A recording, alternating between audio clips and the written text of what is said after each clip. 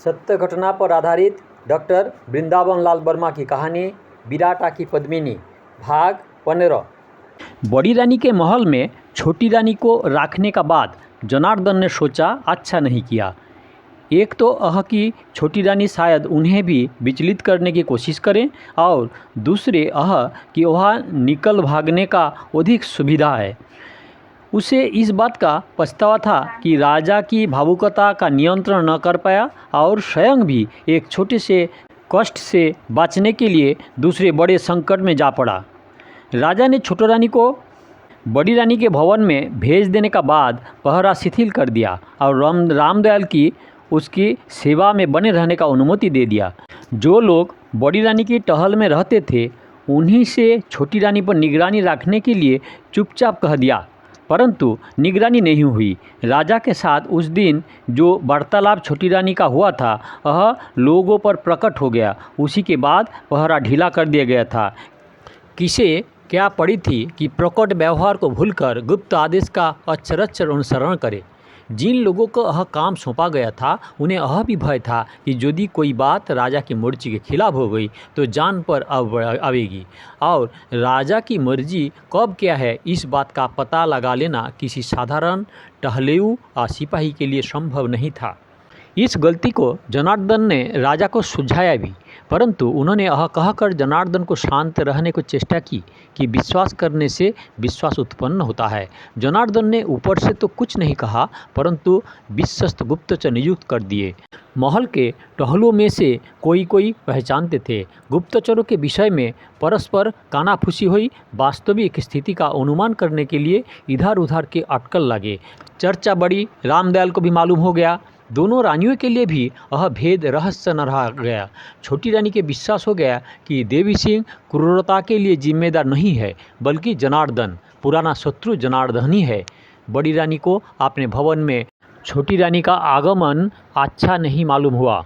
राजा ने क्यों ऐसे किया? जनार्दन का इसमें क्या मतलब है? मेरे ही महल में क्यों इस विपद को रखा? इत्यादि प्रश्न बड़ी रानी के मन में उठने लगे।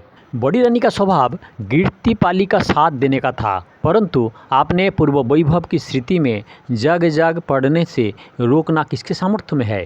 छोटी रानी के लिए उनके हृदय में शायद ही कभी प्रेम रहा हो, परंतु उनके कष्टों और अपमानों की बहुत बड़ाई हुई गाथा सुनकर मन झिझने लगा।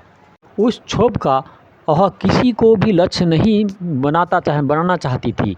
राजा देवी सिंह को और उनके मन की प्रवृत्ति संधि की तरफ हो चुकी थी और उन्होंने अपनी वर्तमान अनिवार्य स्थिति के ऊपर करीब करीब काबू कर लिया था, परंतु उजड़े हुए गौरव का लूटा हुआ बतलाने वाले को कमी न थी। दलित महत्वाकांक्षा का पूरा हुआ घाव कभी कभी हरा होकर निश्वास के रूप में गलगला कर बाहर आ जाता था। छोटी रानी की उपस्थिति ने खींच क्षोभ और दलित हृदय की आहों का सिलसिला जारी कर दिया। मन की इस अवस्था में जनार्दन के गुप्तचरों की चिंगारी के समाचार ने उन्हें इस बात को सोचने पर विवश किया कि छोटी रानी को जैसा थोथा आश्वासन बिना किसी विघ्न बाधा के जीवन यापन कर लेने का दिया, उसी तरह का मुझे भी दिया गया है, क्योंकि जिस तरह चुपचाप उनके ऊपर चौकसी रखती है उसी तरह अवश्य मेरे ऊपर ही चौकसी होगी। 2-3 दिन के बाद छोटी रानी से सलाह करके रामदयाल बड़ी रानी के पास पहुंचा। जब तक दासियों पास रही तब तक वह केवल शिष्टाचार की बातें करते रहा। रानी समझ गई कि किसी गुप्तचर की उपस्थिति के कारण रामदयाल हृदय तल की बात कहने से झिझक रहा है। अपने निज की दासियों में से कोई गुप्तचर नियुक्त है, इस कल्पना पर रानी का जी जल उठा। दासियों को हटाकर रानी ने रामदयाल के साथ अधिक स्वतंत्रता वार्तालाप की आशा की।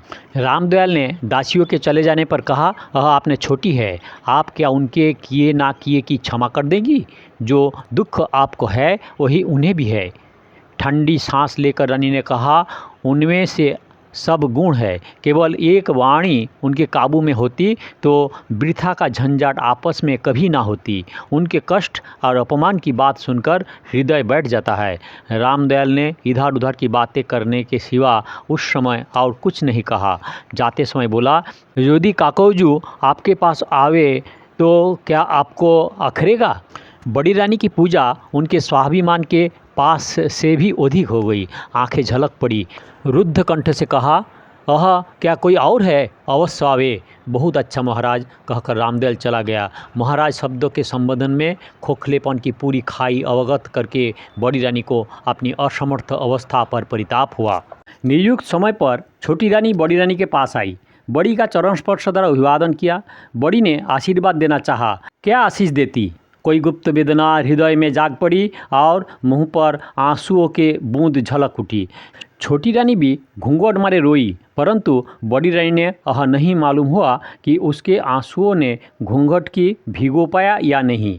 बड़ी रानी की समझ में जब कुछ समय तक न आया कि कौन सी बात पहले कहूँ, तब छोटी रानी बोली, जो कुछ मुझसे बुरा भला बना हो उसे बिसार दिया जाए, क्योंकि अब सोचना है कि इतने बड़े जीवन को कैसे छोटा किया जाए।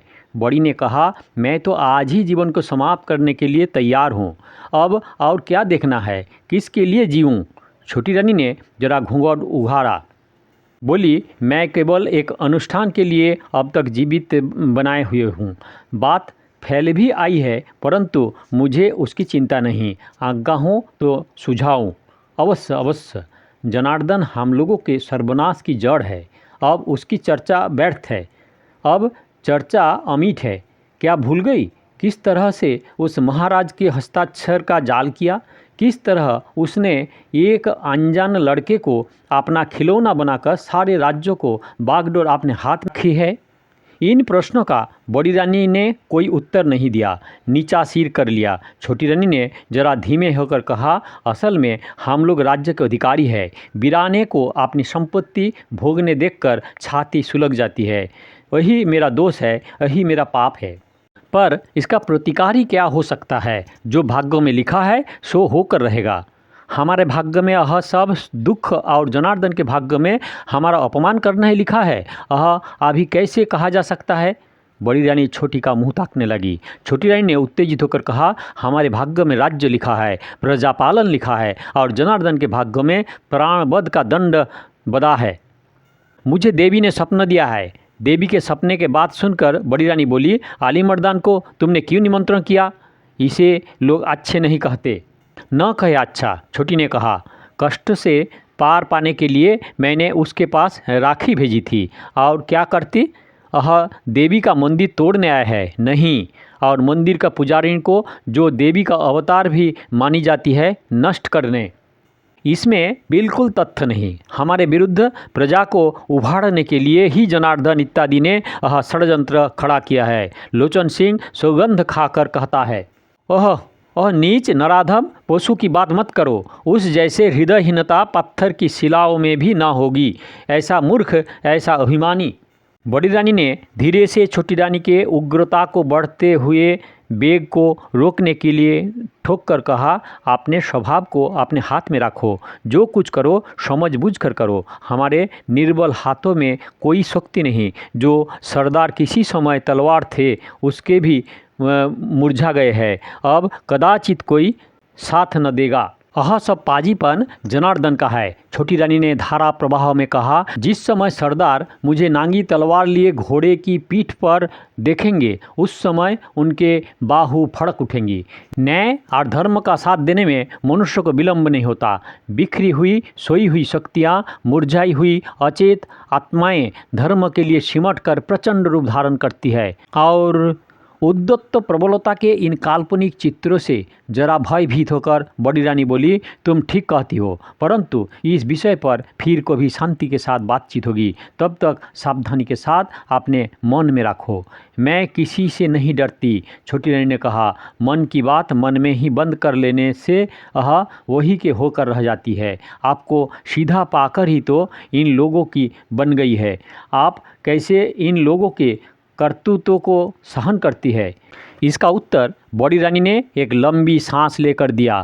थोड़ी देर में छोटी रानी चली गई। बड़ी रानी ने सोचा, यदि मैं छोटी के साथ अपनी शक्ति को मिला देती तो ये दिन सिर न आती। मैं अपने को निस्सहाय निराश्रय समझकर ही इन हीन रक्षा को पहुंची हूँ।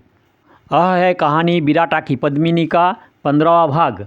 दया करके सब्सक्राइब कीजिए। अच्छा लगे तो लाइक करें, शेयर करें और पिछले का वीडियो देखना है तो काकन बॉक्स में क्लिक करें, वीडियो देखें और अगले भाग के लिए कृपया अपेक्षा करें।